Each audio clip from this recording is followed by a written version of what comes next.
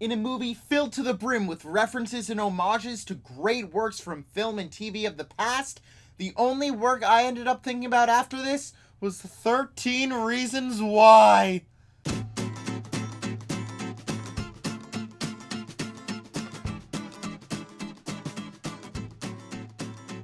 Hello everyone, Riley here, and I just saw Love, Simon. It came out for a one-night, one-showing event at a theater near me, so I had to check it out, so I'm gonna talk about it. Love, Simon tells the story of closeted Simon Spire, who is a senior at high school and finds out that there is another closeted kid at his school through this kind of online blog service who goes by the username of Blue. And eventually what happens is Simon ends up getting extorted by someone who finds out that he is falling in love with Blue.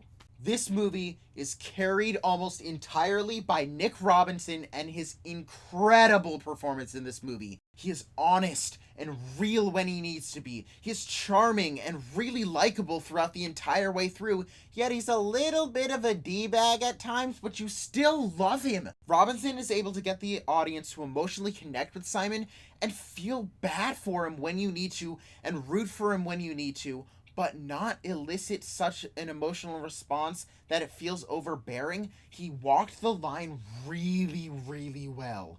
And I think this is easily the best performance he's given so far, and he pretty much carries this entire film. Now, one of the best emotional connections that you have is him and his parents, played by Jennifer Garner and Josh Duhamel. The relationship that his family has with his parents and his sister is really well done, and in the first opening scene you feel like you instantly know them even though you've only seen them together for about 15, 20, 30 seconds each.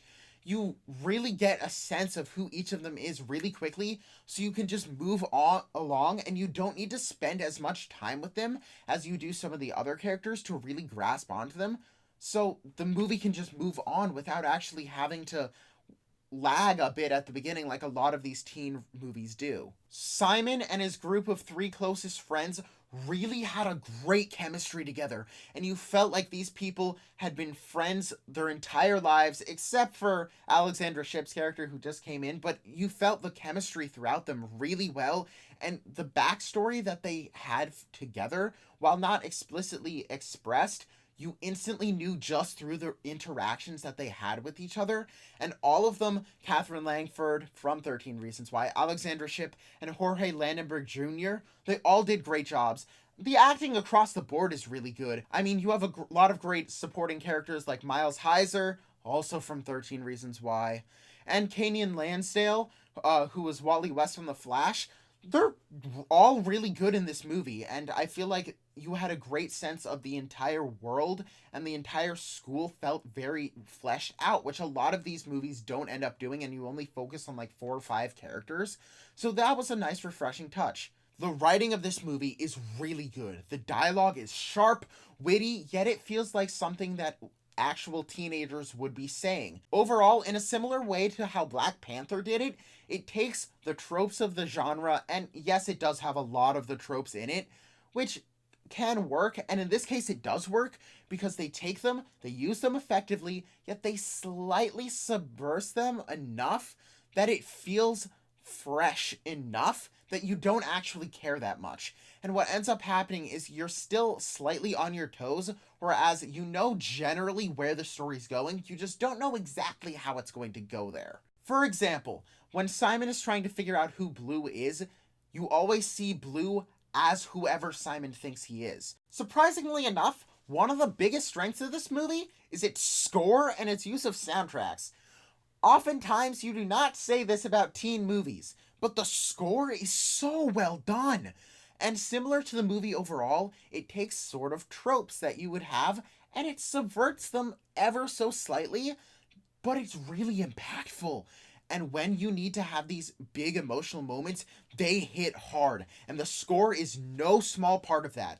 And the emotional moments, mostly towards the end of the film, all work completely.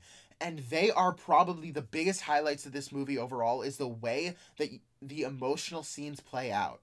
And while this movie is very emotional when it needs to be, it is really funny too. Oftentimes, pop culture references in movies come across as just merely pandering to its audience, whereas in this movie, they propelled the story forward and they actually enhanced people's characteristics.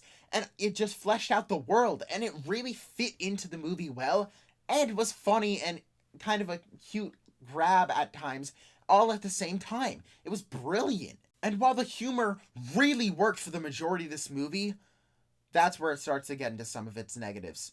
Mainly Martin, played by Logan Miller, who's good in the movie, don't get me wrong. I really like the guy. He was also really good in Scout's Guide to the Zombie Apocalypse.